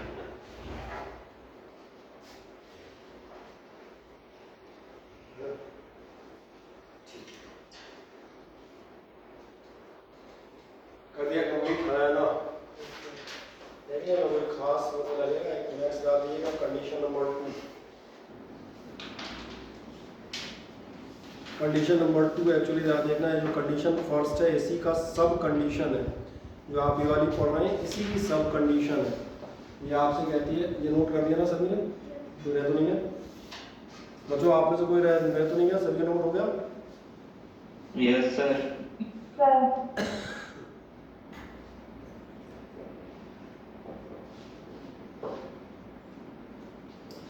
कंडीशन नंबर सेकंड बता दिएगा ये distances of both parts are same या इक्वल, चाहे लिख दो इक्वल लिख देता हूँ जो जल्दी समझ में आएगा। If the distances of both the parts are equal, ध्यान देखना distances of both the parts equal, दोनों पार्ट की डिस्टेंस कब इक्वल हो सकते हैं ध्यान से देखना। इसलिए मैं हिंट लिख देता हूँ, ये एग्जाम में नहीं लिखी जाती, आपको हिंट के तौर पे याद रखनी है। और ऐसी कौन सी जगह है जहाँ पर दो पार्ट आपके इक्वल होंगे, तो आपने जब ट्रेवल किया हो when travelled half and half, बस हिंट के लिए ये हाफ एंड हाफ का मतलब समझ में आ रहा है। जब कोई कहेगा हम यहाँ से कानपुर तक गए थे, आधी दूरी इस स्पीड पे गए और हाफ द डिस्टेंस इस स्पीड पे गए, तो जब भी आपको हाफ एंड हाफ डिस्टेंस दियो तो पता है हाफ एंड हाफ दोनों इक्वल हो जाएंगे। कहेगा कोई नहीं कि दोनों पार्ट दोनों हाफ इक्वल है, ये आपको अपना भेजा लगाना पड़ेगा। कह रहा है हाफ द डिस्टेंस इससे ट्रेवल किया है, हाफ द डिस्टेंस इससे ट्रेवल किया है, मतलब एक्चुअली दोनों डिस्टेंस इक्वल है। और या फिर कब डिस्टेंस इक्वल हो सकते हैं,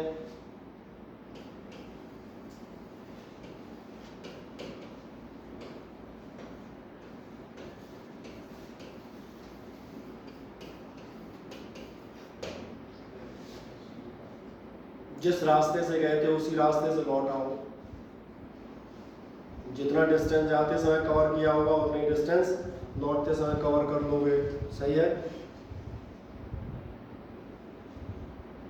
कंडीशन वन, अरे माधव सिंह कंडीशन वन कहाँ पूछ रहा है, कंडीशन वन ये थी तो माधव सिंह कहाँ हो जाता है बीच में, इतना बड़ा स्टार लगाया था। कंडीशन वन देखो, journey is completed in 2 parts, तभी तो कंडीशन सेकंड आई, तभी देखो ए के बाद अब बी आ गया ना उसका, अब इसके बाद ये आपका क्या आ जाएगा सी। ठीक है।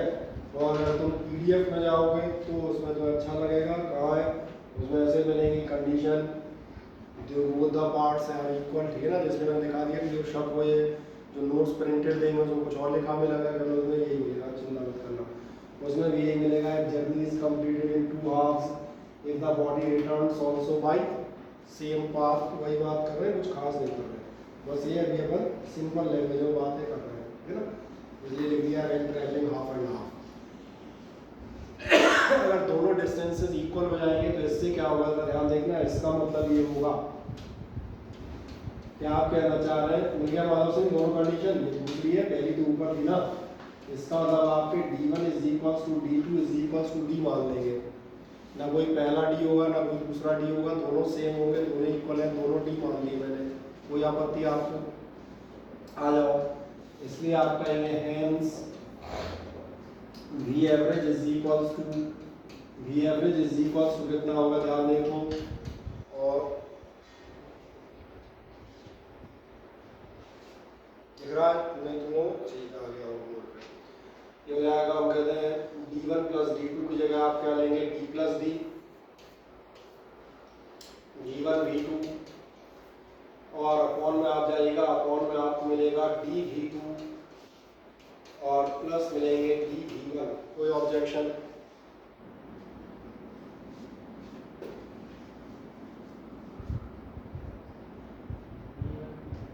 चलो अभी 11th का हमारी शुरुआत है, एक स्टेप और बढ़ा देता हूँ। स्टेप कुछ नहीं, कैलकुलेशन है, धीरे धीरे कहेंगे, कैलकुलेशंस फास्टर करना सीख जाना और कुछ नहीं। चलो हम सिखाएंगे धीरे धीरे, कोई दिक्कत नहीं। आ जाओ, ये कितना हो जाएगा आपका, ध्यान जा रहा है 2D, सही कह रहे हैं, वो होता अक्सर ये बताते हैं जब आगे जाओगे तो कहते हैं D कॉमन आ गया, इससे कैंसिल हो गया, तो हमने कहा चलो ये शुरुआत है लिख के कर देंगे, इनको जरा क्रम से लिखें तो हो जाएगा।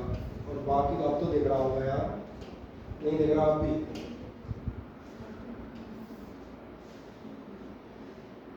बोल रहा हूँ कोई प्रॉब्लम इसमें हो गया। तो लास्ट आपका आंसर कितना आएगा इस केस में, इस केस में आपका लास्ट आंसर होगा 2v1 v2 बिल्कुल सही आप कह रहे हैं, आंसर होगा 2v1v2 अपॉन और अपॉन में हो जाएगा v1 प्लस v2। बढ़िया। और घर जाके मेरे का इस रफ कॉपी को एक बार मजे से पढ़ जरूर लीजिएगा, ताकि मैं जब आपका कल टेस्ट लूँ तो आपके आँख नाक कान खड़े नहीं हो जाए। सर D2 की इक्वल्स टू में D डॉट है।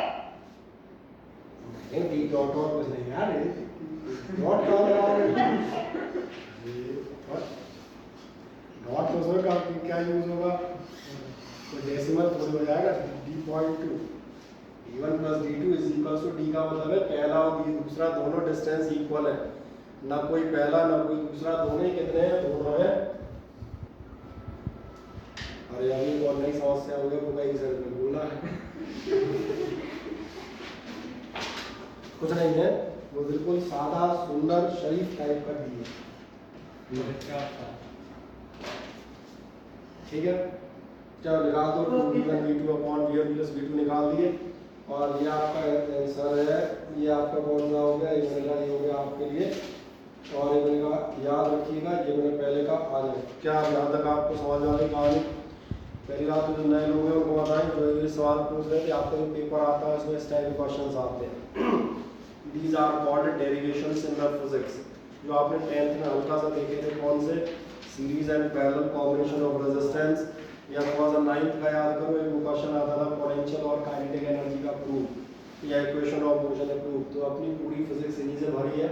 और इसके बाद इन चीज़ों पर बेस हमारे पास होते हैं कुछ छोटे छोटे सवाल। तो एक तो ये समझ में आ जाते हैं, मुझे लग रहा है आपको ये मैंने कंप्लीट कर दिया।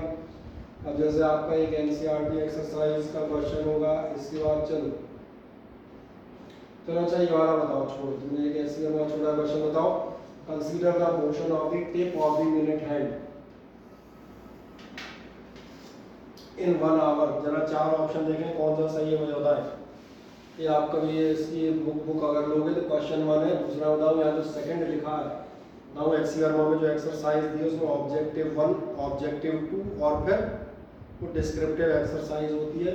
तो 1 और 2 का मतलब आपको समझ में आता रहेगा, ऑब्जेक्टिव 1 वाले पार्ट का है कि 2 वाले पार्ट का है ना भाई। क्वेश्चन नंबर पे इतने पढ़े लिखो, पेज 50 बगल में लिखा है सब भूल लेंगे। चले मुझे जाए, ये बताओ, 1 मिनट हैंड ऑफ एक क्लॉक चल रही है, 1 घंटे बाद क्या होगा? डिस्प्लेसमेंट 0 होगा। समझ में आता है कैसे? क्या कह रहे हो? तो जोर से बोल, क्या कह रहा है? सुनाई नहीं देता। डिस्टेंस से हुआ वापस स्क्वायर पे आ गए, 2 मिनट है 0 हो गया। सही कह रहे हैं, 1 घंटे। Recording in progress. Recording stopped.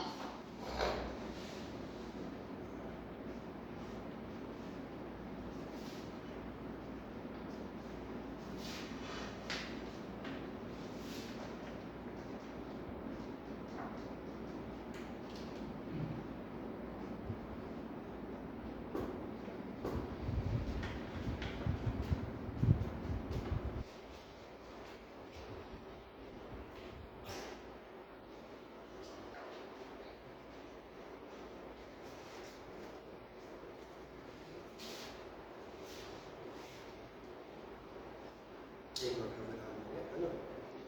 ये समस्या आपकी कल से अगले टर्म से एंड हो जाएगी, क्योंकि अगले टर्म से हम जाएंगे ऐप पर, उसमें आपकी क्लासेस जो बिना किसी रुकावट के चलती हैं। जूम में दिक्कत ये आती है कि they have given the time for meeting 40 minutes, है ना।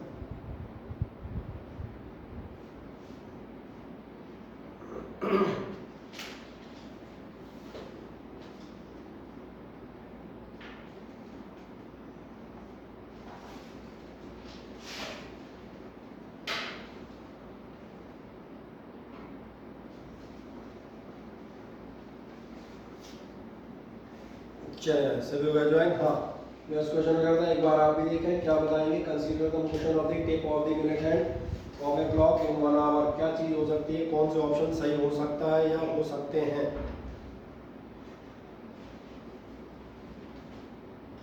A and D।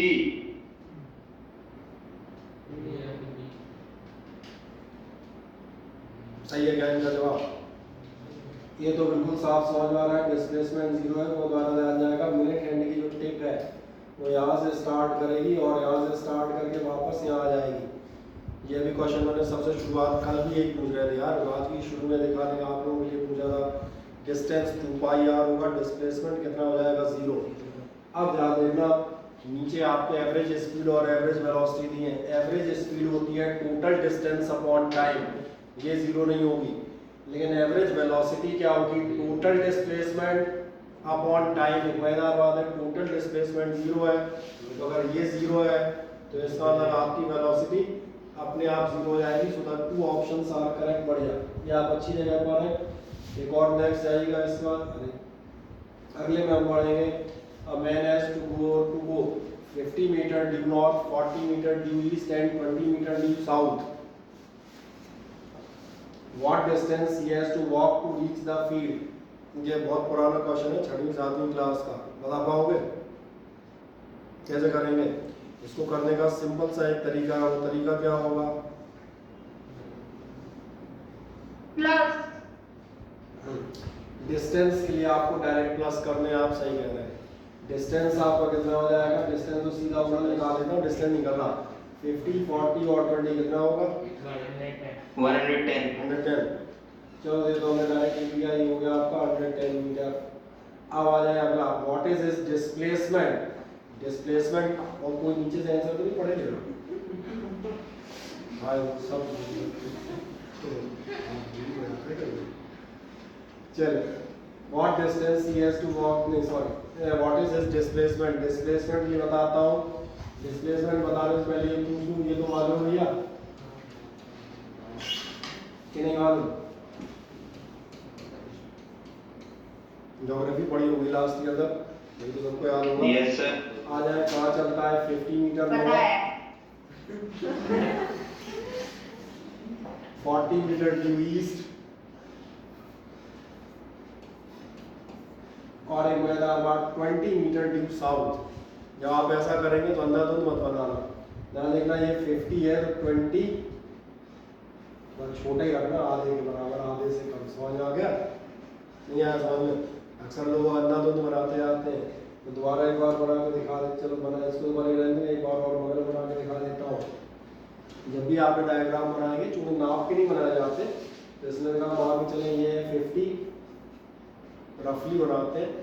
अगला कितना था 40 ड्यू नॉर्थ, तो इतना बड़ा नहीं बनाएंगे, थोड़ा बहुत छोटा बना देंगे, बाकी बराबर भी देखे तो कुछ नहीं हो रहा है। अब सबसे खास बात 20 मीटर ड्यू साउथ। अब 20 यहाँ मत निकाल देना, 20 कहाँ आएगा दिख रहा होगा, ये 50 है तो यहाँ कहीं 25 हो जाएगा, 25 नहीं होगा। तो अगर 25 ये है तो मतलब अपना कहाँ तक ज़्यादा ले आओ, यहाँ तक ले आओ, बस ये हो गए आपके 20, ये था 40 और ये था 50। अब डिस्प्लेसमेंट कौन सा होगा? डिस्प्लेसमेंट होगा आपका ये वाला। चले बना इतना छोटा सा फिगर 40 से, फिर मैं आगे बता देता हूँ। वो पाइथागोरस तो सबने पढ़ी है ना, वो बढ़िया है, तो कोई दिक्कत ही नहीं, निकल आया। वो तो वैसे भी आएगा, सामने लिखा है, बढ़िया। पाइथागोरस थ्योरम से आएगा, माधव सिंह ने लिखा है, पाइथागोरस थ्योरम से 50 मीटर आएगा। गुड बात।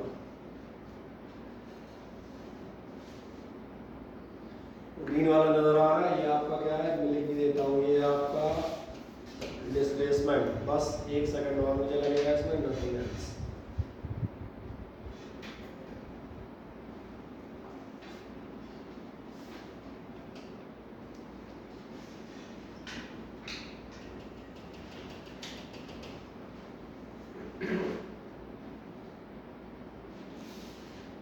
पाइथागोरस अब लगा लोगे?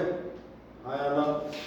ये साइड कितनी है, ये है 40, ये कितनी बचेगी 30, बिल्कुल सही। और याद होगा 3, 4, 5 का ट्राइंगल होता था, तो 3, 4, 5 के हिसाब से ये डायरेक्ट 50 आ जाएगी। जय हिंद, सही है। अब आप निकाल लेंगे, डायरेक्शन की चर्चा मैं अगले टर्न में करूँगा आराम से। अब इसके बाद आपको इसमें, चलो मैं शीट भेज दूंगा, सभी का आ गया? Yes sir. बढ़िया, गुड वन। अब इसमें जो आपके क्वेश्चन है मैंने कहा आपको बहुत सारे क्वेश्चन सॉल्व करने हैं, तो ये अपन अगले टर्म में करेंगे।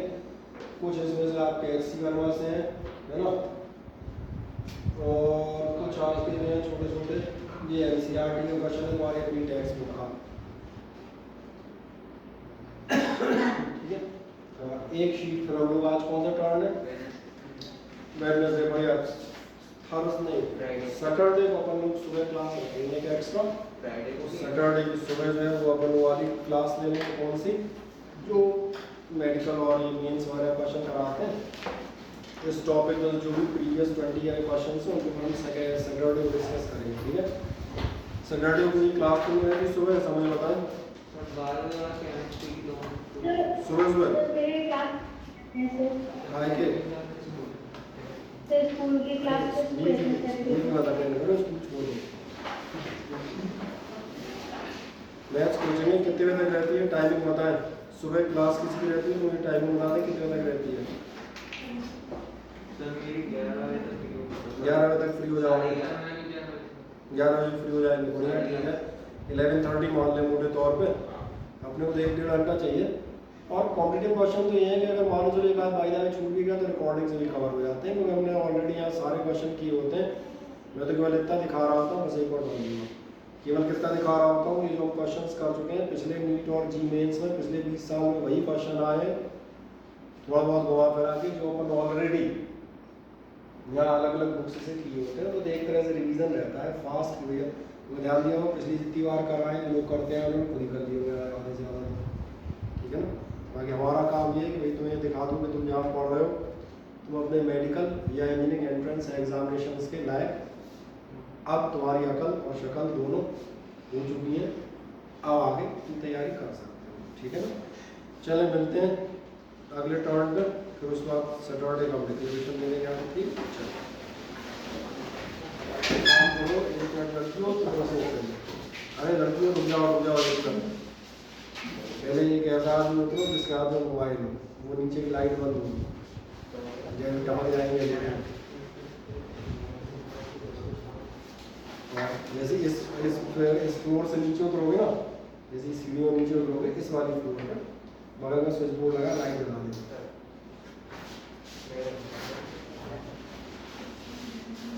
Good night good night.